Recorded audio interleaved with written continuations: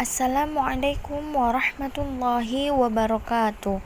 Alhamdulillahi rabbil alamin wa bihi nasta'in wa ala umuri dunya waddin wassalatu wassalamu ala asrofil anbiya'i wal mursalin sayyidina Muhammadin wa ala alihi wa sahbihi ajma'in, amma ba'd. Yang saya hormati dosen pengampu pembelajaran bahasa Arab, yaitu Bapak Irfan Fahrizal SPIL MPDI, dan saya dari kelompok 5 Robiatul Adawiyah PAI reguler semester 6 akan menjelaskan sedikit materi dari kelompok 5 yang berjudul Strategi Pengembangan Evaluasi Hasil Pembelajaran Bahasa Arab. Saya akan menjelaskan sedikit apa yang dimaksud dengan evaluasi. Definisi evaluasi. Evaluasi adalah suatu proses yang sistematis untuk menentukan atau membuat keputusan sampai sejauh mana tujuan-tujuan pengajaran telah dicapai oleh siswa. Jadi, evaluasi merupakan hasil belajar suatu proses akhir dari suatu kegiatan pembelajaran untuk menentukan hasil yang dicapai atas dasar standar tertentu dalam pembelajaran yang terjadi di sekolah, khususnya dalam kelas. Guru menjadi pihak yang paling bertanggung jawab atas hasil dari proses belajar mengajar. Dengan demikian, guru patut dibekali dengan pemahaman tentang evaluasi yang mendukung tugasnya, yaitu mengevaluasi hasil belajar siswa. Nah, dalam hal ini, guru bertugas mengukur apakah siswa sudah menguasai ilmu yang sudah dipelajari atas bimbingan guru sesuai dengan tujuan yang sudah dirumuskan sebelumnya. Hubungan evaluasi dengan pembelajaran bahasa Arab. Pembelajaran bahasa Arab sebagaimana pembelajaran mata kuliah pada umumnya juga tidak jauh berbeda hubungannya dengan evaluasi. Pembelajaran bahasa Arab juga menetapkan suatu tujuan yang akan dicapai, dan untuk mengetahui tercapainya tujuan yang sudah digariskan dan memerlukan aktivitas evaluasi yang memadai. Seperti yang sudah dijelaskan tadi, evaluasi ini sangatlah penting dalam pembelajaran karena dengan adanya evaluasi, yang pertama untuk mengetahui apakah siswa sudah memahami atas materi yang telah disampaikan oleh guru, yang kedua untuk mengingat kembali dari materi yang telah diajarkan oleh guru, yang ketiga yang paling terpenting yaitu untuk mengetahui sampai mana tujuan-tujuan yang akan tercapai oleh siswa tersebut. Di sini saya juga akan menyebutkan prinsip-prinsip evaluasi pembelajaran bahasa Arab. Beberapa prinsip dasar evaluasi dalam pendidikan dapat dijabarkan sebagai berikut. Yang pertama, ada berorientasi pada tujuan.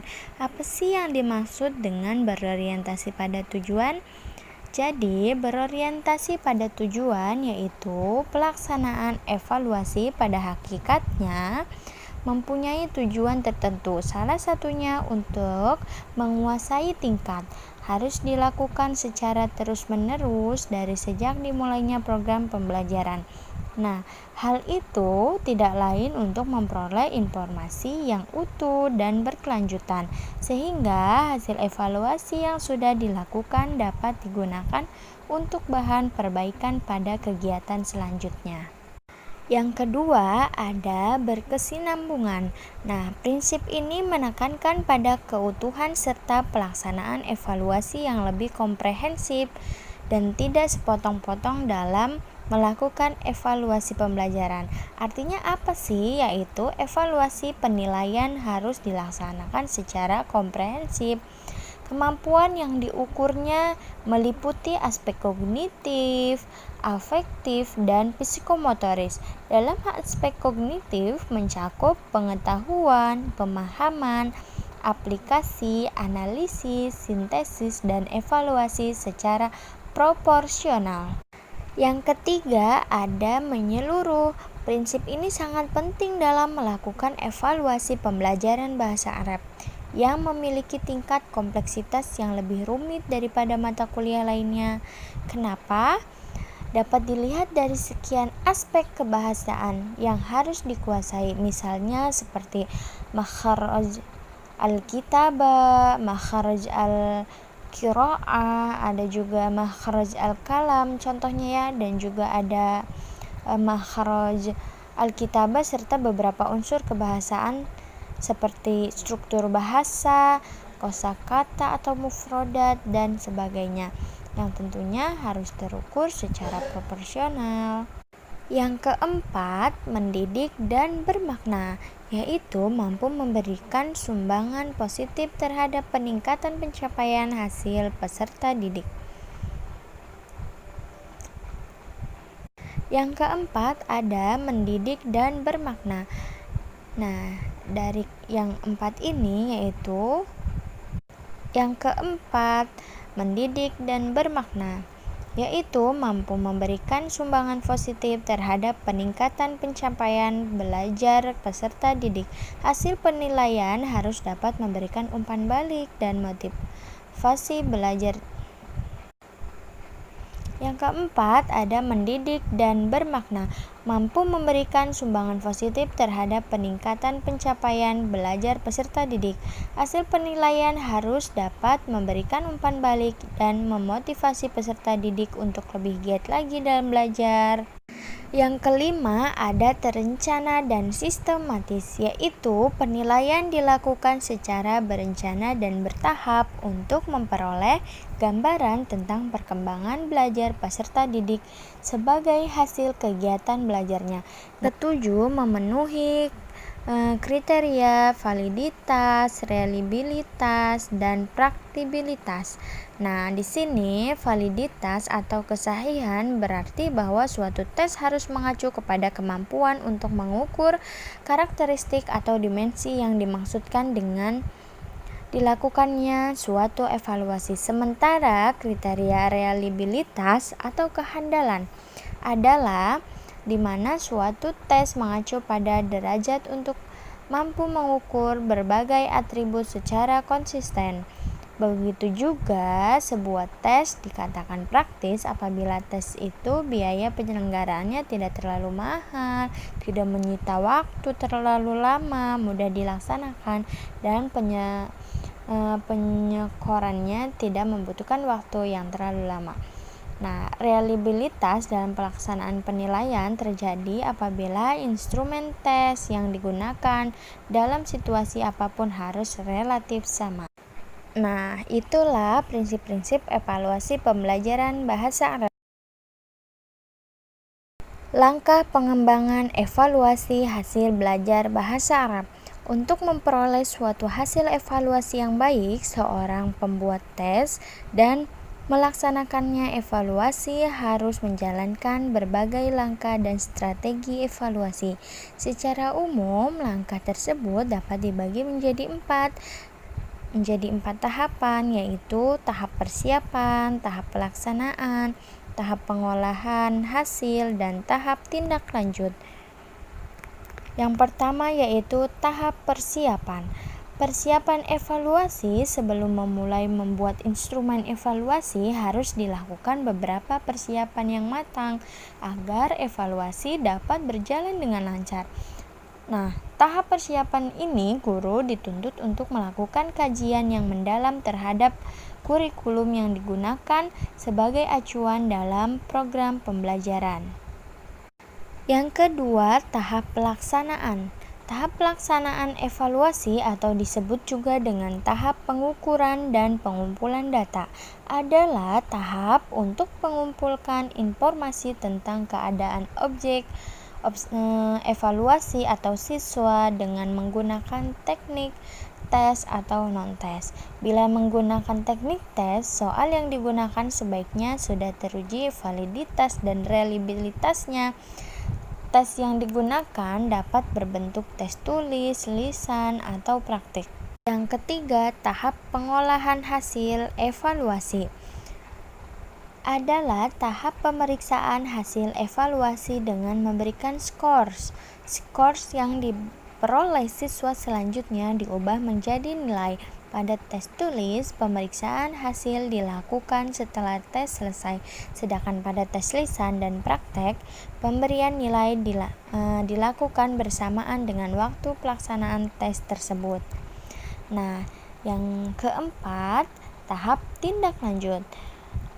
Tahap tindak lanjut atau disebut juga tahap penafsiran adalah tahap untuk mengambil keputusan berdasarkan nilai yang dihasilkan pada tahap pengolahan hasil. Misalnya seperti memperbaiki proses belajar mengajar, terus juga memperbaiki kesulitan belajar siswa, bisa juga memperbaiki alat evaluasi ya, terus juga membuat laporan evaluasi.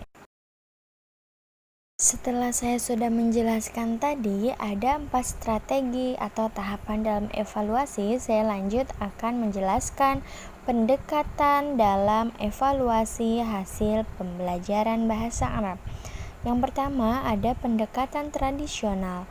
Nah, pendekatan ini dikaitkan dengan bentuk pembelajaran bahasa yang masih menggunakan sistem tradisional, di mana masih banyak digunakan dalam kurun waktu ketika belum banyak pembelajaran yang pengembangan dan penyelenggaraannya didasarkan pada kajian yang cukup terhadap seluk-beluk bahasa, sehingga dalam pelaksanaan tesnya juga dilakukan secara tradisional, artinya tidak menggunakan suatu teori bahasa tertentu sebagai dasar, tidak ada patokan tertentu sebagai standar penilaian.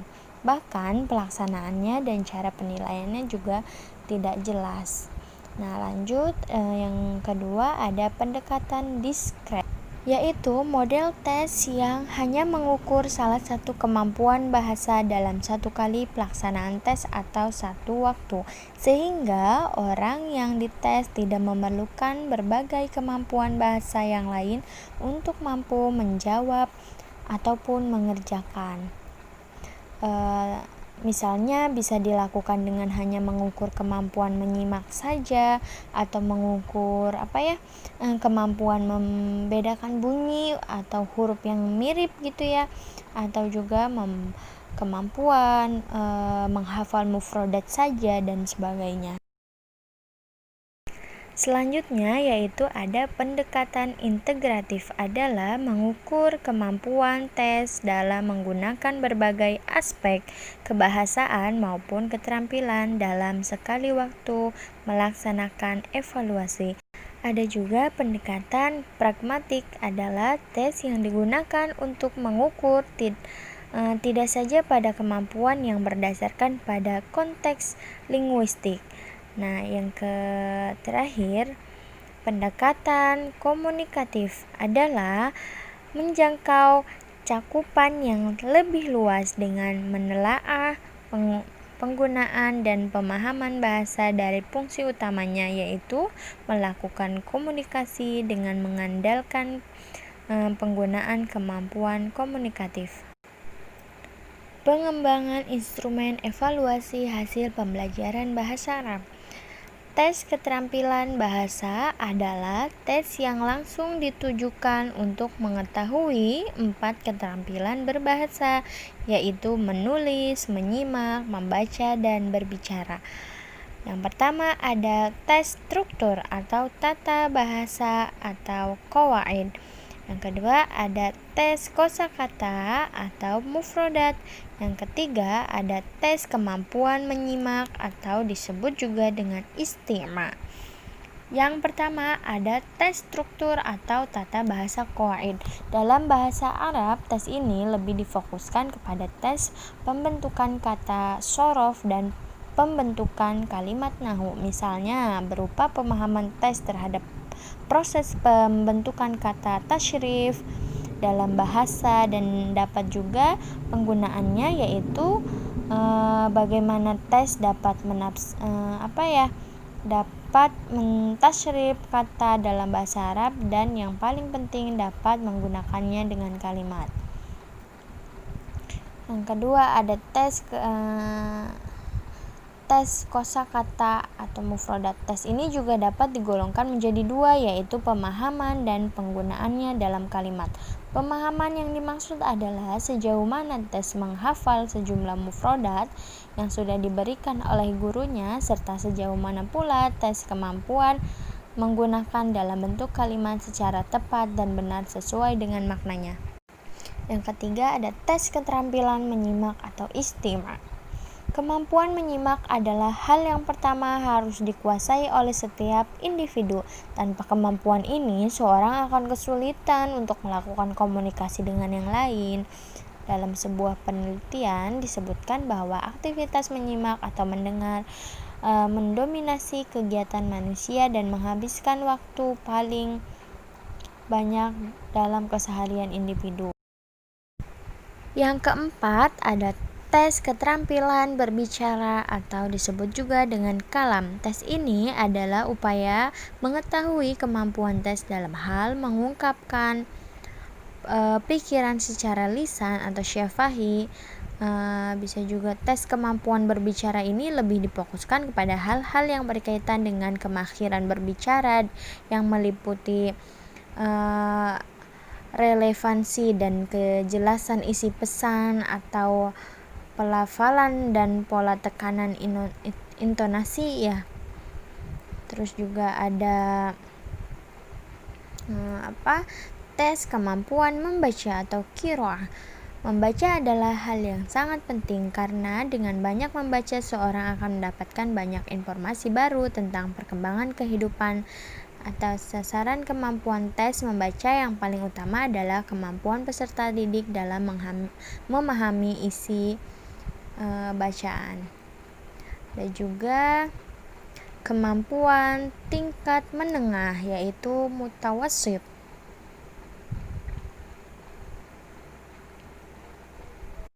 Yang keenam ada tes kemampuan menulis atau al-ta'bir al-takhriri.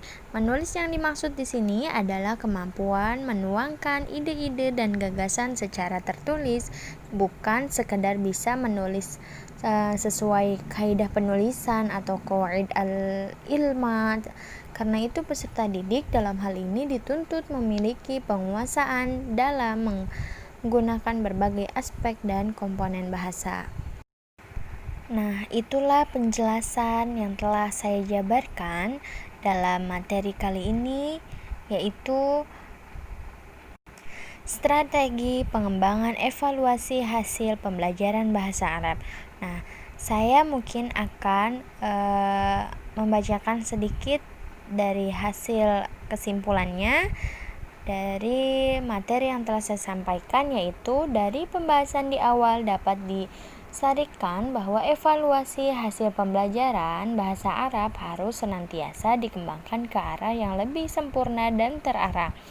Sempurna dalam arti memenuhi semua kriteria tes yang sudah dijelaskan di awal, terutama terkait dengan perencanaan sampai pada tindak lanjutnya. Sementara terarah yang dimaksud adalah pengembangan instrumen evaluasi harus disesuaikan dengan kompetensi yang ingin dikuasai sesuai dengan tujuan yang sudah ditetapkan. Untuk sampai kepada hal ini diperlukan berbagai pendekatan dan strategi agar memudahkan dalam pelaksanaannya, terutama selama penentuan keputusan dalam bentuk hasil belajar. Mungkin segitu saja yang dapat saya jelaskan atau saya paparkan pada materi kali ini ya, materi kelompok 5. Semoga bisa bermanfaat untuk saya pribadi dan bermanfaat untuk teman-teman. Saya meminta maaf apabila ada salah-salah dalam perkataan. Saya akhiri, wassalamualaikum warahmatullahi wabarakatuh.